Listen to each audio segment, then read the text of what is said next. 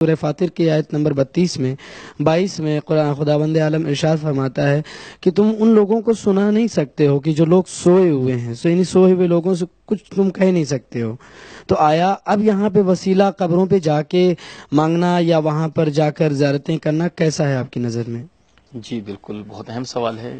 جی آیت قرآنی بھی ہے کہ سورہ مبارکہ فاطر آیت نمبر 22 پیغمبر اسلام کو خطاب ہے، وما انت بمسمع من فی القبور، اے پیغمبر جو قبروں میں پڑے ہوئے ہیں آپ ان کو نہیں سنا سکتے ہیں، تو زحمت نہیں کریں آپ۔ جی خب سب سے پہلی بات تو یہ ہے کہ آیت کا ترجمہ جو ہے وہ صاف صاف یہی ہے کہ جو قبروں میں ہیں آپ ان کو نہیں سنا سکتے، لیکن اگر آپ احادیث کے ذیل میں جائیں اور احادیث کے اندر جا کر غور کریں یا خود انہی آیات میں جا کر غور کریں تو پتہ چلتا ہے آیا پیغمبر اسلام قبرستانوں میں جا کر تبلیغ کرتے تھے؟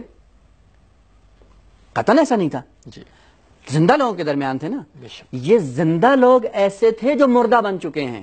جی جو زندہ ہو، چلتا پھرتا ہو اور وہ مردہ بن جائے، خداوند عالم نے کہا تم ان پہ کوئی اثر نہیں ڈال سکتے۔ بالکل بالکل، اسی لیے خداوند عالم نے کئی آیات میں، پہلے سورہ مبارکہ بقرہ میں اَأَنذَرْتَهُمْ أَمْ لَمْ تُنذِرْهُمْ لَا يُؤْمِنُونَ، پیغمبر ان کو انذار کرو یا نہ کرو برابر ہے، ایمان نہیں لائیں گے۔ جی بعد اور آیات ہیں، استغفرت لهم ام لم تستغفر لهم 70 ام لم تستغفر لهم لن يغفر الله لهم، استغفار کرو یا نہ کرو خدا معاف نہیں کرے گا۔ سورہ توبہ میں کہ پیغمبر ان تستغفر لهم 70 مرہ لن يغفر الله لهم، 70 مرتبہ بھی ان کے لیے استغفار کرو خدا ان کو نہیں بخشے گا۔ کیوں؟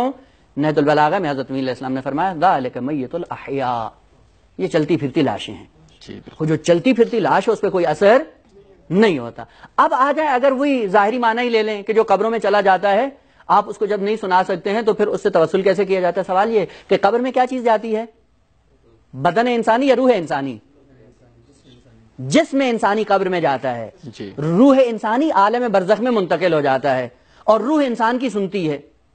اب مشکل یہ ہے کہ جب دنیا میں ہوتا ہے تو روح جب سنتی ہے اسی بدن کے وسیلے سے سنتی ہے، اور جب انسان کو موت آ جاتی ہے تو اس بدن کے وسیلے سے نہیں سنتا ہے، کس ذریعے سنتا ہے؟ اب وہ وسیلہ کچھ اور ہے۔ مثلا اس کی ایک مثال، آپ جب سوتے ہیں خواب دیکھتے ہیں تو کوئی چیز نظر آتی ہے یا نہیں؟ خود جب کہ آپ کے بدن کی آنکھیں تو بند ہیں، کیا دیکھ رہے ہیں؟ دیکھ رہے ہوتے ہیں یا نہیں؟ خوب آپ سن رہے ہوتے ہیں یا نہیں سن رہے ہوتے؟ جبکہ بدن تو سو رہا ہوتا ہے، آرام کر رہا ہے، بالکل آرام کر رہا ہے۔ جی۔ وہ پس جو قبر میں گیا ہے وہ مردہ ہے، وہ جسم ہے، وہ بدن ہے، روح قبر میں نہیں گئی ہے، اور سننا روح کا کام ہے، بدن کا کام نہیں ہے۔ پھر اس قبر سے کیوں ہم مانگ رہے ہیں؟ پھر تو ہم کہیں سے بھی احسن، جی مسئلہ یہ ہے کہ خداوند عالم نے عظمت اس عنوان سے رکھی کہ آپ جب قبروں پہ جاتے ہیں تو قبر کی کوئی اہمیت نہیں ہے، وہ جو قبر جس سے مربوط ہے اس کی وجہ سے آپ وہاں پہ جاتے ہیں۔ مثلا یہ قرآن ہے، جی آپ اس کی جلد کو چومتے ہیں یا نہیں چومتے ہیں؟ بالکل کیوں چومتے ہیں؟ جلد آپ کے لیے اہمیت بالکل نہیں رکھتی ہے، اس جلد کے اندر جو چیز ہے صحیح، وہ اہمیت رکھتی ہے۔ اب اسی اعتبار سے آئیں، خود جب انسان مر جاتا ہے اس کی بدن کو غسل کیوں دیتے ہو؟ کہ کسی زمانے میں یہ آپ کے روح کی سواری رہی ہے، اس روح کی عظمت کا خیال رکھتے ہوئے اس بدن کو نہلاؤ دھلاؤ اور جا کے قبر میں ڈال دو۔ بالکل، بس ایک قبر گڑا ہے بدن کا اور ایک ہے عالم قبر جہاں پہ روح انسانی منتقل ہوتی ہے۔ جی روح اس گڑے میں نہیں جاتی ہے، جو مٹی سے بنا تھا وہ مٹی میں چلا جاتا ہے، اور جو روح خدا سے بنی تھی وہ خدا کی طرف منتقل ہو جاتی ہے۔ اور افسوس ہمارا یہ ہے آج کل وہابیوں کے اوپر کہ آتے ہیں قرآن کو بس یہی سمجھتے ہیں کہ یہی بدن ہے، بدن انسان کی حقیقت نہیں ہے، یہ بدن مٹی سے بنا ہے مٹی میں چلا جائے گا۔